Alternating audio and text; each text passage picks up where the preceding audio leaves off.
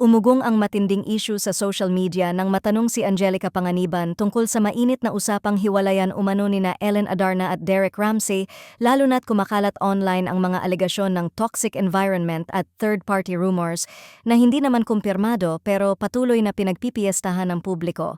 At gaya ng inaasahan, mabilis na naging headline ang reaksyon ni Angelica matapos niyang magbigay ng isang maikli pero matalim na pahayag na agad nagpaputok ng bagong round ng kontrobersya.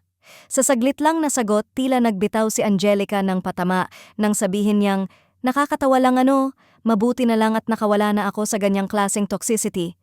Dahil dito, biglang nag-eksplosyon ang social media na para bang binuksan niya muli ang isang lumang kaban ng showbiz history na matagal nang pinag-uusapan ng netizens kahit hindi na part ng buhay niya. Agad itong nag-spark ng mga teorya at interpretasyon mula sa iba't ibang fandom. May mga nagsasabing relatable lang daw si Angelica sa tema ng toxic relationships, pero may ilan namang nagsabing parang may double meaning ang kanyang sinabi.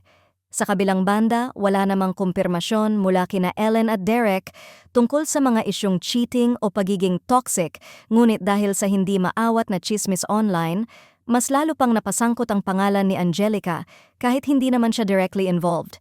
Ilang netizens ang nagsasabing unfair na nadadamay siya sa issue, habang ang iba na may sinasabing natural lang na hingan siya ng opinyon dahil sa kanyang history sa mundo ng public relationships at pagkakaroon ng maraming karanasang pinagdaanan.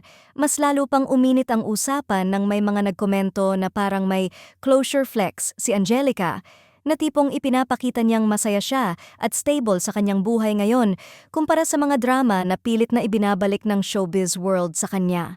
Kaya ang naging malaking issue ngayon, nagbigay lang ba talaga siya ng harmless opinion sa viral breakup rumors o may pinatatamaan at pinapahagingan ba siya ng hindi direktang binabanggit?